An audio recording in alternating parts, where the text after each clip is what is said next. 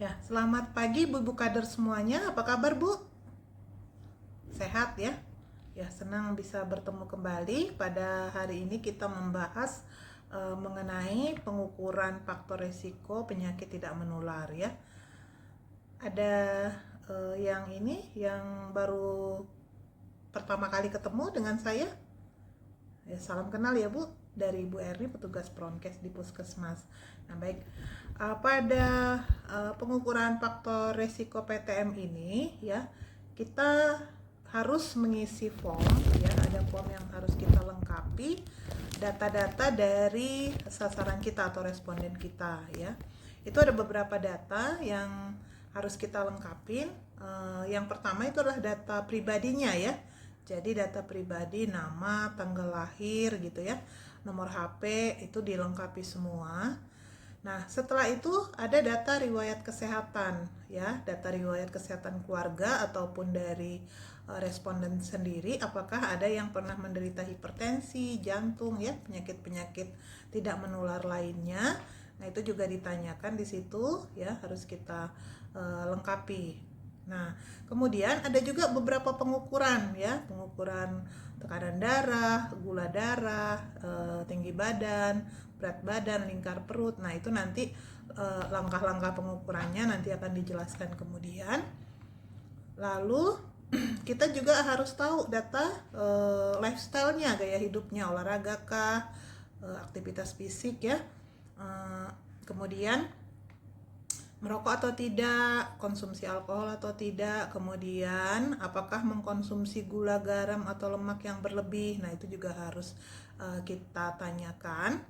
Dan juga kita lakukan pemeriksaan untuk kesehatan indranya ya, pendengaran ataupun penglihatan, apakah ada gangguan atau tidak. Nah, kemudian kalau nanti kita ketemu masalah atau ada masalah kesehatan ya, pada hasil pengukuran tadi nanti kita rujuk ke puskesmas.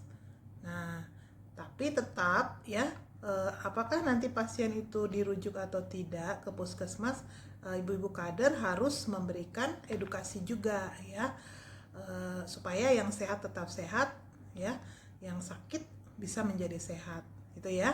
Nah, paham ya Bu ya? Jadi dalam form pengukuran faktor resiko PTM itu ada beberapa data yang harus kita lengkapi. Ada yang mau ditanyakan Bu?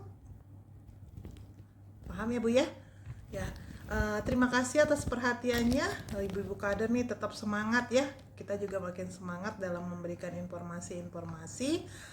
Apa yang saya sampaikan tadi, saya harapkan bisa membantu ibu-ibu dalam melakukan kegiatan pemantauan faktor resiko penyakit tidak menular pada sasaran kita di wilayah. Terima kasih atas perhatiannya. Tetap semangat, salam sehat. Assalamualaikum, selamat pagi Ibu-Ibu. Bagaimana kabarnya hari ini? Perkenalkan, saya Amel dari Puskesmas Pondok Rumput. Hari ini kita mau mereview kembali kegiatan yang biasa Ibu lakukan di Posbindu, yaitu melakukan pengukuran tekanan darah. Sebelumnya udah ada yang tahu belum kalau apa itu pengukuran tekanan darah? Ya, jadi pengukuran tekanan darah itu adalah pengecekan sistol dan diastol pasien yang biasa dilakukan di Posbindu. Biasanya tujuannya untuk mengetahui berapa kadar tekanan darah setiap pasien yang datang ke Posbindu. Ini adalah langkah awal dari kita untuk mengetahui apakah pasien tersebut memiliki riwayat hipertensi atau tidak. Sebelumnya alat-alat yang harus disiapkan karena ibu-ibu punyanya di wilayah latensi digital, jadi saya akan menerangkan bagaimana melakukan pengecekan tekanan darah menggunakan tensi digital. Alat pertama yang harus ibu bakal siapkan adalah tensi digitalnya.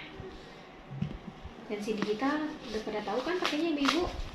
Coba siapa yang sudah tahu bagaimana cara memakainya? Ya, jadi si manset ini digunakan di lengan pasien.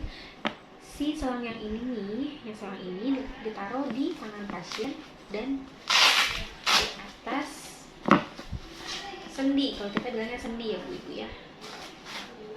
Seperti ini. Ya. Kalau sudah terpasang, ininya harus berada di atas. Pasien diminta untuk rileks agar hasilnya akan maksimal dan murni. Oke, selanjutnya di alat ini kan ada 3 tombol. Nanti yang akan Bapak Ibu lakukan hanya untuk menekan tombol ini saja. Dimulai dan diakhiri dengan tombol ini. Nanti setelah dia selesai, sudah ada muncul hasilnya seperti ini. Kita praktekkan ya.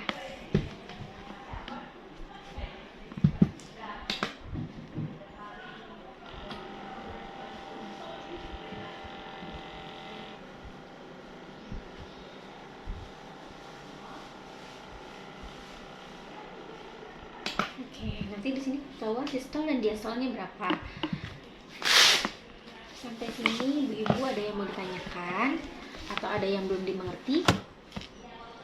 Oke, karena ibu-ibu sudah sangat hebat, sudah sangat keren hari ini. Mudah-mudahan yang kita pelajari hari ini dapat berguna nantinya di posmindu. Jadi tidak ada lagi kesalahan dalam melakukan pengukuran tekanan darah. Sebelumnya saya mohon maaf jika ada salah-salah kata dan kekurangan. Wabillahi taufiq wal hidayah. Wassalamualaikum warahmatullahi wabarakatuh. Assalamualaikum warahmatullahi wabarakatuh. Selamat pagi ibu-ibu kader. Saya Dr. Fitri dari Puskesmas Pondok Rumput. Apa kabarnya nih ibu-ibu pada pagi hari ini? Semoga baik-baik ya Bu. Oke. Pertama, di sini kita akan membicarakan mengenai faktor risiko PTM ya Bu. PTM sendiri udah tahu kan, yaitu faktor risiko penyakit tidak menular. Nah, pada pemeriksaan yang akan kita lakukan pada pemeriksaan ini dari deteksi faktor PTM ini, yaitu ada pemeriksaan tekanan darah, pemeriksaan kadar gula sewaktu, pemeriksaan kolesterol, pemeriksaan tajam penglihatan, ataupun pemeriksaan tajam pendengaran. Baik ya ibu-ibu.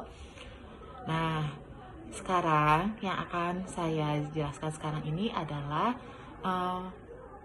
pemeriksaan tekanan darah. Oke. Nah, pada pemeriksaan tekanan darah ini yang kita perlukan adalah alat-alatnya, yaitu tensimeter digital ya, dan baterainya. Jangan lupa bahwa baterainya ini adalah baterai yang masih biasa dipakai ibu-ibu ya, dicek baterainya masih bagus atau tidak. Oke, lalu kita pasangkan terminal AC-nya. Ini, lalu kita pencet ya, kita tunggu sampai angkanya muncul berapa sistolnya, berapa diastolnya ya. Sistol itu angka yang di atas dan diastol angka yang di bawah. Baik, lalu setelah muncul angkanya dicatat ya ibu-ibu. Baik, nah selanjutnya dikatakan darah tinggi atau dikatakan hipertensi apabila tekanan darahnya di atas 140/90 ya, dilakukan dengan 3 kali pengukuran yang berbeda ya. Apabila ditemukan 3 kali pengukuran yang berbeda, misalnya hari ini ibunya diukur tekanan darahnya 150/100. Baik. Besoknya ibunya disuruh ukur lagi di jam yang berbeda, misalnya hari ini pagi, besok disuruh lagi agak siang. Ternyata masih sama ditemukan 150/100. Besoknya ditemukan lagi 150/100. Nah, sebaiknya hasil tersebut disuruh ke puskesmas gitu ya. Baik, sudah mengerti kan ibu-ibu? Baik, cukup penjelasan dari saya. Atas perhatian ibu-ibu saya ucapkan terima kasih. Assalamualaikum warahmatullahi wabarakatuh.